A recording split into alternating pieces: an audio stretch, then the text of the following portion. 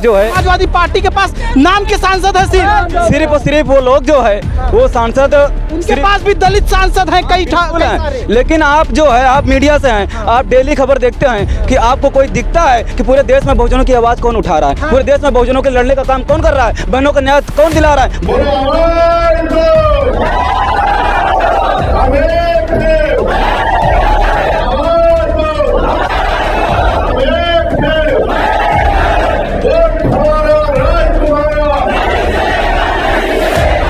जो लोग कल के डेट में जो है भारतीय संविधान लेकर के कहते हैं कि संविधान खतरे में है, आज वही लोग अपने घरों में बैठे हुए हैं।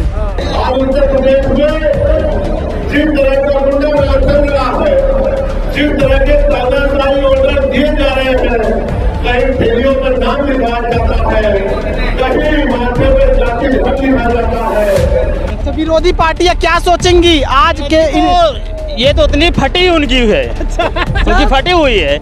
हाँ, विरोधियों की फटी हुई है। तो दर्शकों देख सकते हैं प्रयागराज में आज आज़ाद जी आने वाले हैं और यहाँ पर देखिए कार्यकर्ता भीम आर्मी और आज़ाद समाज पार्टी के जो है आ चुके हैं पहले से ही स्वागत के लिए। आइए इनसे बात करते हैं प्रयागराज आगमन पर जो है आज़ाद जी के क्या कहेंगे। क्या नाम है सबसे पहले आपका? मेरा नाम राजू जाटो भाई। क्या कहेंगे आज़ाद जी के प्रयागराज आगमन पर? इधर आ जाइए। आने के लिए उनको बहुत धन्यवाद भाई मेरे। और उसके बाद आने के उनके खुशी में हम लोग उनके उत्साह बढ़ाने के लिए इतनी बड़ी हम लोग सभा बटोरे हैं कि जितनी जनसंख्या हो सकेगी आएंगे। और जहां तक ये हमारी उम्मीद है कि एक बार हम उनको जलवा अपना दिखाना चाहते हैं। गेस्ट हाउस तो पूरा फुल हो चुका है भैया, गेस्ट हाउस तो फुल हुआ है ना, अभी ये सब खेत और जो बचा है वो भी फुल हो जाएगा, थोड़ा समय दीजिए बस। हाँ, छड़ों की बात है। पहली बार आ रहे हैं आज जी। क्या किस लिए आ रहे हैं, क्या उद्देश्य है? भाई उनका उद्देश्य है कि एक बार हम सत्ता में आएंगे, उसके बाद जो होगा वो देखा जाएगा फिर। अच्छा, विरोधी पार्टियां क्या सोचेंगी आज के ये तो उतनी फटी उनकी है, उनकी फटी हुई है। हाँ, विरोधियों की फटी हुई है। क्या नाम है आपका? प्रतीक देव वर्मन। क्या कहेंगे प्रतीक जी आज जो है अपने नेता के प्रयागराज आगमन पर? और सबसे पहले तो आपको धन्यवाद कवर करने के लिए। और यही कहना चाहेंगे कि बहुत ही खुशी की बात है कि आज पूरे देश में कश्मीर से लेकर कन्याकुमारी तक पूरे 28 प्रदेशों में, चाहे महिलाओं की बात हो, आदिवासियों की बात हो, मुसलमानों की बात हो, पिछड़ों की बात हो, बहुजन समाज की बात हो, सिर्फ और सिर्फ एक नेता संसद में जो है आवाज़ उठाने का काम कर रहे हैं। और वो जो सिर्फ और सिर्फ बड़े भाई चंद्रशेखर आज़ाद जी हैं। सांसद बनने के बाद पहली बार प्रयागराज आ रहे हैं और आप जो है कैमरा घुमाकर देख सकते हैं कि प्रयागराज में जन सैलाब उमड़ा है। और ये जो है कहीं ना कहीं ये दर्शाता है कि आज जो है बड़े भाई चंद्रशेखर आज़ाद जी के साथ मिलकर ये कार्यकर्ता ये जो उत्तर प्रदेश से नहीं पूरे देश में परिवर्तन लाएंगे और एक दिन बहुजनों का राज लाने का काम करेंगे। समाजवादी पार्टी इंडिया गठबंधन के पास भी दलित सांसद हैं, क्या वो लोग संसद में आवाज नहीं उठा रहे हैं? आज पूरे देश में आज़ादी को 75 साल बाद हो गया, लेकिन तब भी हमारी बहनों के साथ रेप होता है, बलात्कार होता है, हमारे भाइयों का हत्या होती है, लेकिन कोई भी सांसद बोलने को तैयार नहीं रहता है। कोई भी सांसद जाकर उनके लिए जो है आवाज़ नहीं उठाता है। लेकिन बड़े भैया जो है चंद्रशेखर आज़ाद जी सांसद होने के बावजूद भी पूरे उत्तर प्रदेश में कोई भी घटना हो, उस घटना में समय निकाल कर जाकर जो है उनकी आवाज़ उठाने का काम करते हैं। तो कहीं ना कहीं ये प्रमाण है इस बात का कि वास्तव में जो है बड़े भाई चंद्रशेखर आज़ाद जी हमारे लड़ने का काम कर रहे हैं। और इसलिए ये जो जनता है वो बड़े भाई चंद्रशेखर आज़ाद जी के साथ है। और जो लोग जो है सांसद उनके पास है वो सिर्फ नाम के सांसद हैं। वो लोग जो है समाजवादी पार्टी के पास नाम के सांसद है, सिर्फ और सिर्फ वो लोग जो है वो सांसद, उनके पास भी दलित सांसद हैं कई सारे। लेकिन आप जो है आप मीडिया से हैं, आप डेली खबर देखते हैं कि आपको कोई दिखता है कि पूरे देश में बहुजनों की आवाज़ कौन उठा रहा है, पूरे देश में बहुजनों के लड़ने का काम कौन कर रहा है, बहनों का न्याय कौन दिला रहा है, भाइयों का न्याय कौन दिला रहा है, हमारे लड़ने का काम कौन कर रहा है? सिर्फ और सिर्फ चंद्रशेखर आज़ाद जी हैं। आज उसकी कारण जो है उसी की बदौलत आज ये जनसैलाब पूरे प्रयागराज में उमड़ा है। और ये कहीं ना कहीं प्रमाण है कि बड़े भाई चंद्रशेखर आज़ाद जी ने मेहनत करके अपने दम पर जो है नगीना से सांसद बनकर जो है बड़े बड़े धन्ना सेठों के चांदी का चम्मच लेकर पैदा होने वाले नेताओं के जो है छक्के छुड़ाने का काम किए हैं। उनको जो है होश उड़ाने का उनका काम किए हैं। अच्छा ये बताइए, चुनाव से पहले वो लोग भी तो समाजवादी वाले भी तो संविधान लेकर के घूमते थे, संविधान बचाने की बात करते थे। अब क्या वो संविधान नहीं बचा रहे, इसका मतलब? कैसे, क्या बोले? समाजवादी पार्टी के लोग भी चुनाव से पहले संविधान लेकर घूमते थे, कहते थे कि संविधान बचाओ, संविधान बचाओ, दलितों का आरक्षण बचाओ। क्या अब वो काम नहीं कर रहे हैं क्या सांसद बनते ही? सुनिए से बात करिए प्लीज। मेरे से बात मेरा नाम अभय सिंह है। अभय सिंह, प्रयागराज भीम आर्मी पूर्व जिला मीडिया प्रभारी यमुना पर। देखिए, जो लोग कल के डेट में संविधान बचाने की बात करते थे, आज वही लोग, चाहे हमारे SC ST OBC माइनॉरिटी की बात हो, चाहे दलित की बात हो, जो भी सांसद विधायक बन के बैठे हुए हैं, वो लोग आज संसद विधानसभा में, जो लोग कल के डेट में जो है भारतीय संविधान लेकर के कहते हैं कि संविधान खतरे में है, आज वही लोग अपने घरों में बैठे हुए हैं।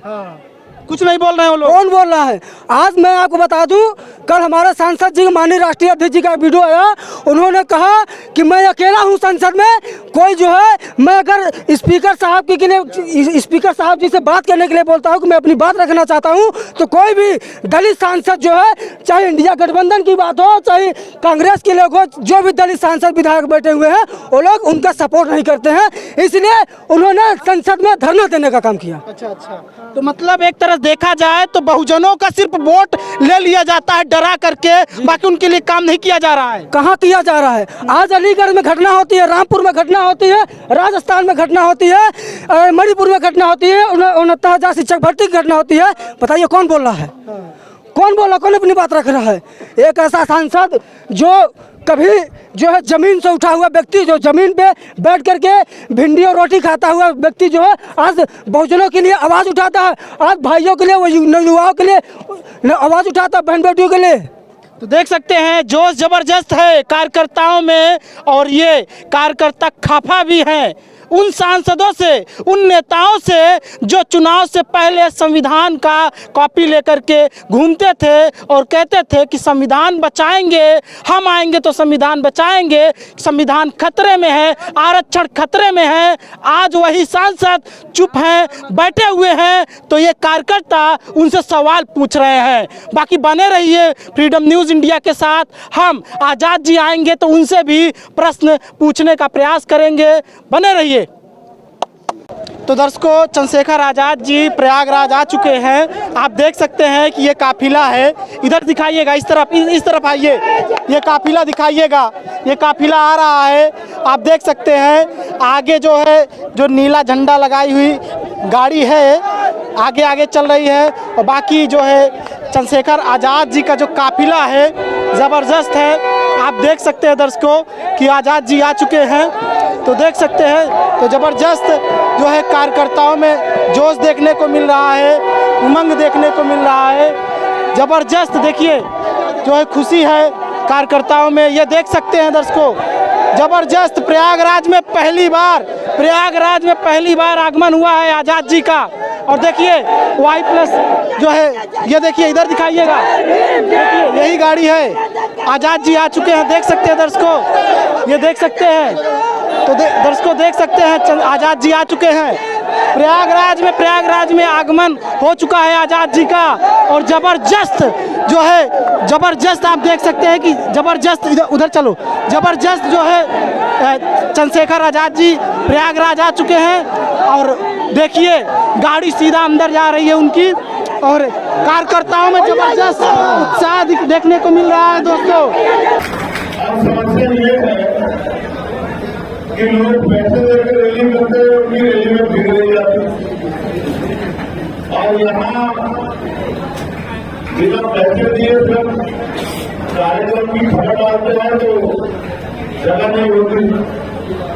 लेकिन अब जो बात मुझे आपसे कहनी है, मैं उम्मीद करता हूँ कि 10-15 मिनट आप उस पर गौर करें, क्योंकि अगर आपने उस पर गौर नहीं किया तो फिर मेरे यहाँ आने का और आपका अपना समय खर्च करने का कोई फायदा हम लोग दोनों को नहीं। पहले समाज के जन्मे सभी संतों बने महान पुरुषों को नमन करते हुए आज मुझे आपके बीच आने का मौका मिला, क्योंकि दिल्ली में लोकसभा का सत्र चल रहा है, 2 दिन की छुट्टी थी, लेकिन हमने और हमारी पार्टी के सभी लोगों ने ये तय किया है, जिनमें उत्तर प्रदेश के लोगों ने संकल्प लिया है कि अब वो तब तक आराम नहीं करेंगे जब तक उत्तर प्रदेश में भी, उत्तर प्रदेश की विधानसभा में भी हमारे member of assembly, member of legislative assembly यानी कि एमएलए यानी कि विधायक जीते नहीं जाते, तब तक वो लोग छुट्टी नहीं लगाएंगे। जब वो लोग छुट्टी नहीं लगाएंगे तो फिर उनके साथ मुझे भी छुट्टी नहीं लगानी चाहिए। तो 2 दिन का समय था, मैंने भी तय किया उनके आदेश से कि दोनों दिनों को हम लोग इलाहाबाद और बनारस के आसपास मिल जाओ। मैं धन्यवाद देता हूँ पूरे उत्तर प्रदेश की भीम आर्मी आजाद समाज पार्टी की टीम का, क्योंकि पूरे देश में जो आंदोलन भीम आर्मी के माध्यम से हमने शुरू किया था, उसको पहली सफलता उत्तर प्रदेश के अंदर मिली, जहां बड़ी बड़ी पार्टियों का एक भी मेंबर ऑफ पार्लियामेंट नहीं है। उत्तर प्रदेश में कई ऐसी पार्टियां हैं जिनमें स्टेट में एमएलए है, लेकिन लोकसभा में एक भी मेंबर नहीं है। वही आजाद समाज पार्टी का एक कार्यकर्ता आप लोगों के संघर्ष से लोकसभा में पहुंचा है।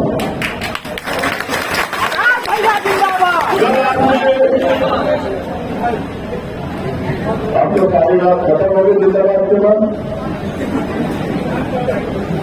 पिछले 75 साल से जिंदाबादी को कर रहे पहले आप आवाज कर रहे थे, उससे पहले आपके पिताजी कर रहे थे, उससे पहले आपके दादाजी कर रहे थे, कुछ बदला क्या?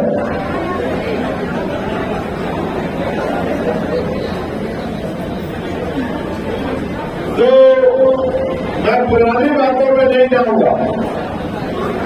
कल आपने देखा कि उत्तर प्रदेश में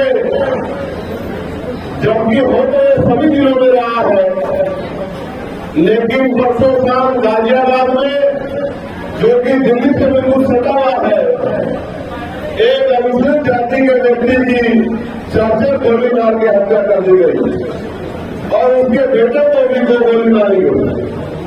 हमारी वोट लेके चाहे भारतीय जनता पार्टी के लोग हो या इंडिया लाइफ के लोग हो, सबने हमारे वोट को चुनाव के समय हमारी दफ्तर में आके बाबा साहब अम्बेडकर का नारा लगा के, काशीराम साहब का नारा लगा के, राष्ट्रपिता ज्योतिबा फूले का नारा लगा के, छत्रपति शिवाजी महाराज का नारा लगा के हमें अपना बता के हमारे वोट को लेने का काम किया। लेकिन जब इतनी बड़ी घटना घटी तो किसी के मुंह से शब्द नहीं निकला। आप ये समझिए, सरकार की योजनाओं का फायदा तो जनता को तो होगा जब वो जिंदा रहेंगे। जब वो जिंदा ही नहीं रहेंगे तो सरकार की किस योजना का फायदा उनको मिलेगा? आज उत्तर प्रदेश में जिस तरह का गुंडा राज चल रहा है, जिस तरह के तानाशाही ऑर्डर दिए जा रहे हैं, कहीं ठेलियों पर नाम लिखा जाता है, कहीं माथे में जाति धर्म लिखा जाता है, कहीं अधिकार मांगने में लाठों से पीटा जाता है, कहीं किसी गलियों में गांव में बहन बेटियों के जुर्म जाती होती है, नौजवान सड़कों पे रोजगार के लिए तरस है, कोई सुनने वाला नहीं है। पढ़े लिखे नौजवानों को नौकरी की मांग करने में लाठियों में पीटा जाता है। कोई भर्ती आती है तो घोटाला हो जाता है, कोई भर्ती पूरी हो जाती है तो आरक्षण में घोटाला हो जाता है, कहीं कहीं पर 69,000 शिक्षक भर्ती का घोटाला होता है, जहां हमारे हिस्से के अधिकार को सत्ता में बैठे लोग छीनने का काम करते हैं। उसके आगे बढ़के अभी एक पुलिस की भर्ती आई थी, आपने मैंने देखा कि नौजवानों को आसान भी देगी रोकने मिलेगी, लेकिन आपने भी ये देखा होगा वो भर्ती लीक होने के बाद अब अब तक किसी ने इसकी मांग नहीं उठाई। पिछले 15 दिन से मैं ही इसकी मांग लगातार उठा रहा था कि 6 महीने के अंदर आपने वापस किया था इस भर्ती को पहले करवाओ। शायद उत्तर प्रदेश की कोई भी सरकार अब जाएगी और वो भर्ती कराने का काम करेगी। मुझे तो उनसे कम उम्मीद है, क्योंकि मैं मानता हूं कि सरकार रोजगार देने नहीं चाहती। ये तो सरकार हमें और गरीब बनाना चाहती है। मैंने ये महसूस किया है कि अगर किसी को मारना हो, कमजोर करना हो, तो उसको लाठियों से पीटने की जरूरत नहीं है, उसका रोजगार खत्म कर दो। वंचित वर्ग के लोगों को सम्मान का जीवन दिया सरकारी नौकरी में, तो इस सरकार ने और सेंट्रल की सरकार ने सारे सरकारी डिपार्टमेंट का निजीकरण करते हुए लगभग प्राइवेट कर दिया कि सरकारी नौकरी न बचे। सरकारी नौकरी नहीं बचेगी तो मुझे बड़े कड़वे शब्दों में कहना पड़ रहा है कि आने वाले समय में गरीबों के जीवन में कोई बहुत बड़ा बदलाव नहीं हो सकता। इससे नहीं हो सकता है कि जब 40-50 हजार रुपए की नौकरी मिलती है तो फिर वो आदमी अच्छा घर भी बनाता है, चलने के लिए गाड़ी की व्यवस्था भी करता है, अच्छा भोजन भी खाता है, सुख सुविधाएं भी प्राप्त करता है। और जब वो 400-500 रुपए की मजदूरी करता है तो जितना पैसा वो कमाता है वो सारा पैसा करके खर्चों में खर्च हो जाता है। महीने के अंत में कुछ भी पैसा आपकी जेब में नहीं बचता। अगर अचानक से कोई बीमार हो जाए तो खर्च लेना पड़ता है। बहन बेटी की शादी करनी हो तो साहूकार से 10 लाख लेना पड़ता है, जमीन को गिरवी रखना पड़ता है, कुछ जमीन बेचनी पड़ती है। अगर किसी बच्चे को पढ़ाना पड़ जाए तो भी कई तरह की समस्याएं कर्ज वगैरह लेना पड़ता है। तो सरकारी नौकरी के जरिए समाज का कुछ हिस्सा आगे बढ़ा था, ये इन लोगों को देखा नहीं जा रहा है, इसलिए उन्होंने सरकारी नौकरियां खत्म कर दी है। और एक जो अभी वो नेम प्लेट वाला विवाद चला, उसको मैंने इस तरह समझा कि ये सरकार दूसरे रास्ते से हमारे मुस्लिम भाइयों का रोजगार समाप्त कर देना चाहती है। जब रोजगार ही नहीं होगा तो वे सब आगे सम्मान का जीवन नहीं जी पाएंगे। ऐसा प्रयास, एक और प्रयास भी चल रहा है देश में। वो इसलिए चल रहा है क्योंकि संविधान की वजह से वंचित वर्ग के लोग सम्मान का जीवन प्राप्त करने लगे, नौकरी रोजगार करने लगे, खेती करने लगे, कारोबार करने लगे, जो सरकारें नहीं देख पा रही। तो मैं इस तरह से समझ पाया हूं चीजों को कि अगर आप राजनीति में ताकतवर नहीं होंगे तो आप अपने लोगों का भला नहीं कर सकते। जब तक आप राजनीति में कामयाब नहीं होंगे, जब तक राजनीतिक ताकत आपके पास नहीं होगी, जब तक आपकी बात को कहने वाला नहीं होगा, जब तक आपकी बात को सुनाने वाला कोई नहीं होगा, जब तक आपकी बात को मजबूत से उठाने वाला कोई नहीं होगा, तब तक आपकी सुनवाई नहीं होगी। उत्तर प्रदेश में क्या कोई हमारी बात को उठाने वाला विधानसभा में है?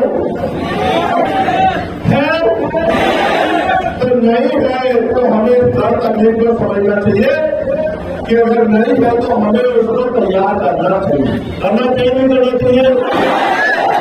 सोचो, एक तरफ दिल्ली में केंद्र की भाजपा सरकार से आंख से आंख मिला के आपके अधिकारों के लिए चंद्रशेखर आजाद लड़ेगा,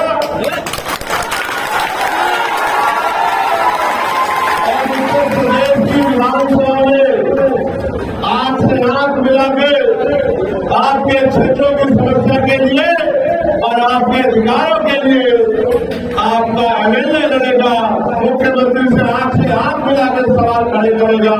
मैं उन दिन को बहुत जल्द देखना चाहता हूँ। आपके यहाँ उपचुनाव है फूलपुर में, मैं मानता हूँ विपक्ष में भी बहुत सारे एमएलए हैं, सत्ता में भी बहुत सारे एमएलए हैं, लेकिन आजाद समाज पार्टी के माध्यम से गरीबों, किसानों, दलितों, पिछड़ों, आदिवासियों, मुसलमानों, जैनों, सिखों, बुद्धिस्टों, महिलाओं की आवाज उठाने वाला एक भी मजबूत आदमी मुझे दिखाई नहीं दे। क्या आप नहीं चाहते कि आजाद समाज पार्टी का कोई मजबूत सिपाही उत्तर प्रदेश की विधानसभा में जाना चाहिए? तो वो जाएगा कैसे बताओ? क्या वो सिर्फ नारा लगाने से चला जाएगा? क्या वो सिर्फ स्वागत करने से चला जाएगा? क्या वो सिर्फ रोने चिल्लाने से चला जाएगा? आपने महसूस किया आपके रोने से किसी को दर्द होता है क्या? आपके मरने से किसी को दर्द होता है क्या?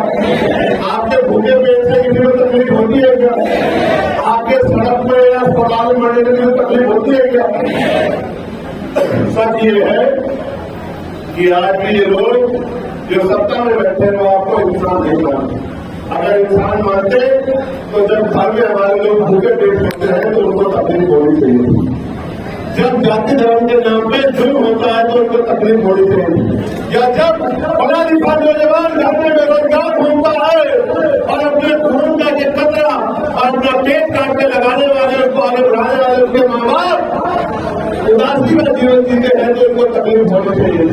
अगर इनको तकलीफ नहीं होती है तो आपको तकलीफ होनी चाहिए, क्योंकि जब तक आपको तकलीफ नहीं होगी तब तक आपकी समस्या का हल नहीं होगा और आपकी समस्या का हल नहीं होगा। ये जो नौजवान यहाँ बहुत जोर जोर से नारा लगाए, बहुत अच्छी बात। अगर वाकई में ही तुम्हारे अंदर खुददारी है, वाकई में तुम्हारे अंदर महापुरुषों का खून है, वाकई में अगर तुम्हारे अंदर संघर्ष करने की हिम्मत है तो फिर आज के बाद अगले एक महीने से थोड़ा मोटरसाइकिल में जब तक उपचुनाव में तुम खोलपुर से आजाद समाज पार्टी का एमएलए जिता के ले गए तब तक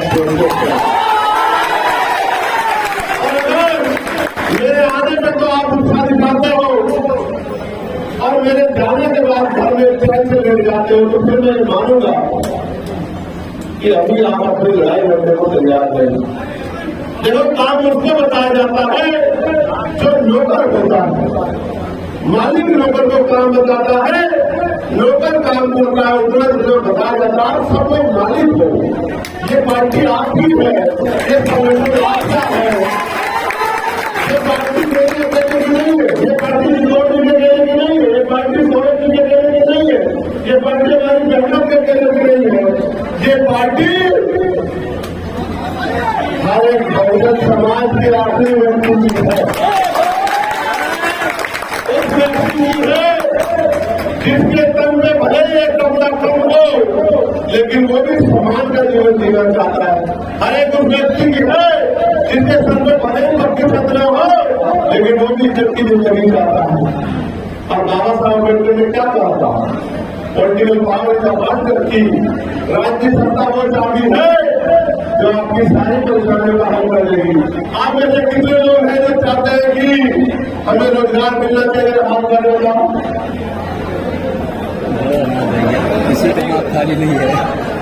आज उनके लोग तो फिर मांगने वाला नहीं देने वाला बनना पड़ेगा। समझे नहीं समझे? वोट हमारा, राज तुम्हारा, राज तुम्हारा, नहीं चलेगा, नहीं चलेगा। और सोमवार को मेरी बजट पे स्पीच है। इस देश में लंबे समय से सरकारें बनती रही और हर साल बजट पेश होता रहा। उस बजट में हमें क्या मिलता है ये बात मैं आपको सोमवार को बताऊंगा। आप सोमवार को बजट में मेरी बात को सुनना और आकलन करना कि देश में हमारा क्या बैठता है और हमें क्या मिल रहा है, और ये भी महसूस करना कि वो हमें क्यों मिल रहा है। अगर हम लोग पे खजाने की चाबी होती तो आपको क्या मिलता और अभी क्या मिलता। एक बात से सारे में समझो, अभी आपको 70 मिलियन मिल रही जबकि आपका 1 रुपया पूरा बैठता है। ये समझो मेरी बात को सारे मिलना चाहिए आपको बहुत सारा और मिल रहा है छुट्टी भर। एक कहावत है, ऊंट के मुंह में दिया। इतना बड़ा समाज और इतना सा बजट हमारे यहाँ शहर में साफ हो जाते थे कि 100 रोटियां हैं, 10% लोगों के पास 90 रोटियां हैं और 90% लोगों के पास 10 रोटी है। अब जिनके पास 90 रोटी है, संख्या उनकी 10% है, तो उनके यहाँ तो रोटी बची पड़ी है और हमारी संख्या 90% है और रोटी 10% है, तो हम टुकड़े टुकड़े के लिए लड़ रहे हैं। एक तरफ जो पैसा बजट में हमें मिलता है, कर्नाटक की कांग्रेस सरकार ने 14,000 करोड़ 1400 करोड़ रुपए अपनी दूसरी स्कीमों में लगा दिया और वही मध्य प्रदेश में भारतीय जनता पार्टी की सरकार ने 95 करोड़ रुपए जानवरों में लगा दिया। इसलिए मैं आपको कहता हूं कि अगर वो जानवर से ज्यादा आपको मानते तो आपका पैसा जानवरों पर नहीं लगा, वो आपको जानवरों से नीचे मानते हैं। इतना मानना है कि जानवरों के बाद आपका नंबर आएगा। इसलिए मैं आपसे कह रहा हूं, मेरे दलित पिछड़े समाज के, मेरे बहुजन समाज के लोगों, अगर आज भी धर्म के नशे में पड़े रहे तो कल ऐसी नौबत आएगी कि न तन पे कपड़ा होगा, न पेट में रोटी होगी, न सम्मान का जीवन होगा, न ही जुर्म जाति खत्म होगी। बहन बेटियों की रक्षा भी नहीं कर पाओगे। अखबार पढ़कर देखो, हर जिले में कहीं रेप कर दिया, कहीं हत्या कर दी, जला दिया, कहीं मार दिया, दर्द हो गया। अब तो दिल दुखने लगा, अब तो आंखों के आंसू सूख गए।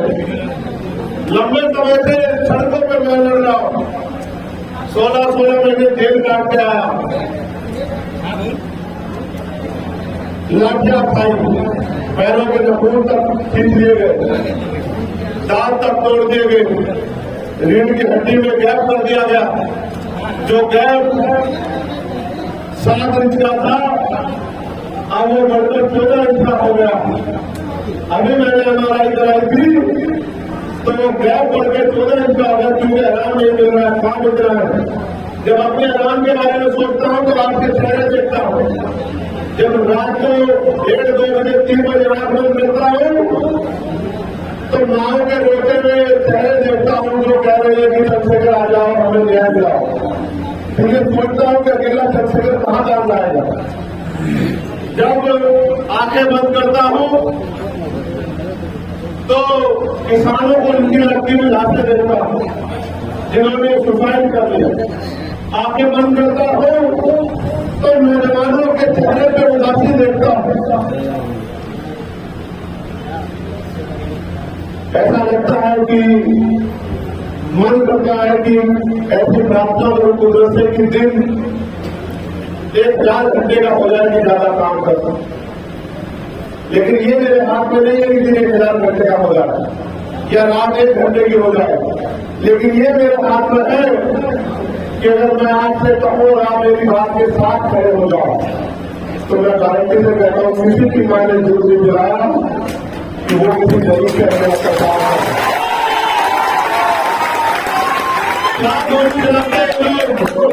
ये जिन्होंने मेरे ऊपर 70 गोली चलाई आपको याद है, 1 साल ही नहीं निकलता आपको। इनकी गोलियों से मैं बच गया। मुझे अपने जीवन की परवाह नहीं है, क्योंकि मेरे बाद और मेरे साथ मुझसे ज्यादा अनुभवी लोग इस आंदोलन को संभाल रहे हो। लेकिन मैं आपसे पूछना चाहता हूँ कि आप गरीबी बेबसी में पैदा होने के लिए, गरीबी बेबसी में मरने के लिए पैदा हुए, क्या आपसे कोई सपने नहीं है? सपने जाके माँ से पूछना, जब चले जाओगे घर में तो उसको उठा के पूछना क्या तेरा मन नहीं होता कि हमारे जाने समझ पूछना बैंकों से क्या उनका मन नहीं होता अच्छे कपड़े पहनने का, सब भले भले अच्छी जगह घूमना है। पूछना माँ से पिता से क्या उसका मन नहीं होता हेलीकॉप्टर बैठने का। सब कुछ अमीरों के हाथ में है और अमीर उनके अमीर इस देश के गरीबों को कुचल के उनको लेबर क्लास बना अभी नहीं चले गए थे, बिल्कुल नहीं चले गए थे। राहुल गांधी का है ये अमीरों का देश नहीं है, ये सिर्फ अमीरों का देश नहीं है। इसमें अमीर को मिल गया, गरीब को मिल गया, लेकिन मिलेगी तब जब राजकारण में आप लोग आ जाओगे। मेरी बात को आप याद रखें।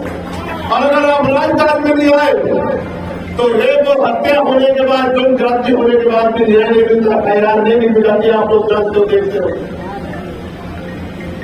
इसलिए मैं आपसे अपील करना चाहता हूं, अगर वाकई में ही तुम्हारे अंदर मेरे लिए प्यार है, अगर वाकई में आपने अपने महापुरुषों की कुर्बानियों को, उनके चाचे बच्चों के बलिदानों को समझा है, अगर वाकई में इन दो जो जाति की बेटियों को करना चाहते तो फिर काम करना सीखो।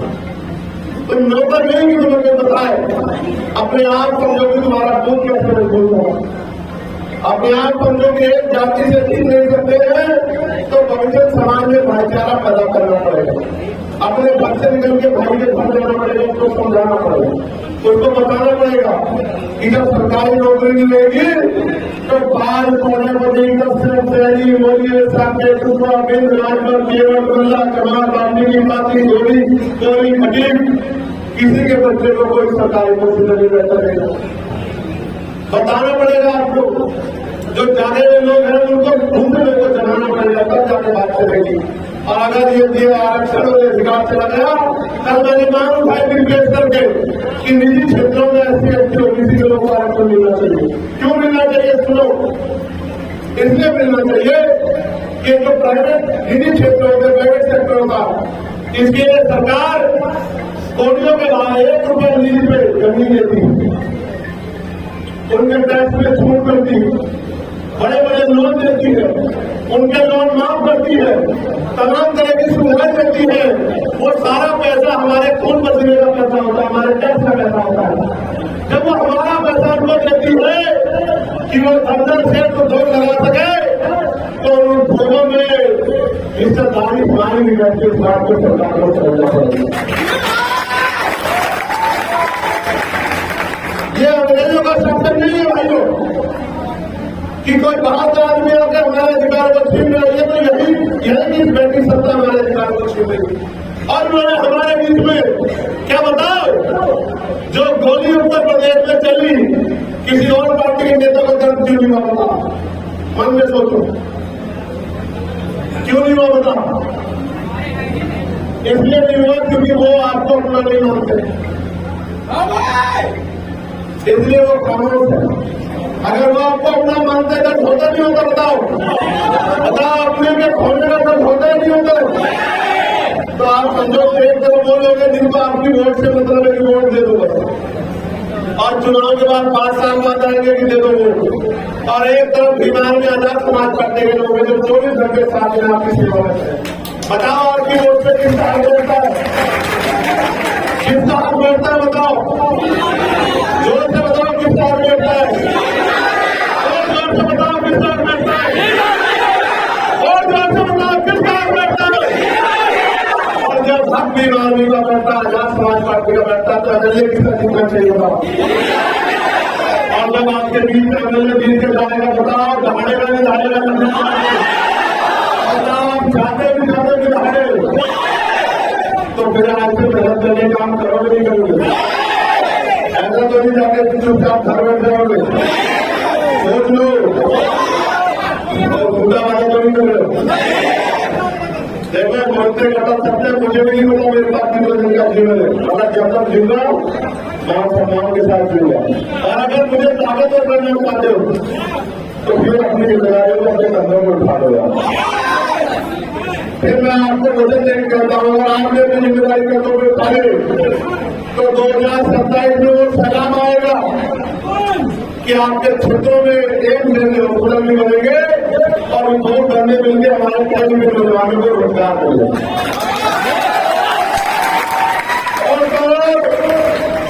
एक तरफ बड़े बड़े प्राइवेट स्कूल, दूसरे सरकारी स्कूल बन के जा रहे हैं, गरीब नहीं घुस सकता प्राइवेट स्कूल में।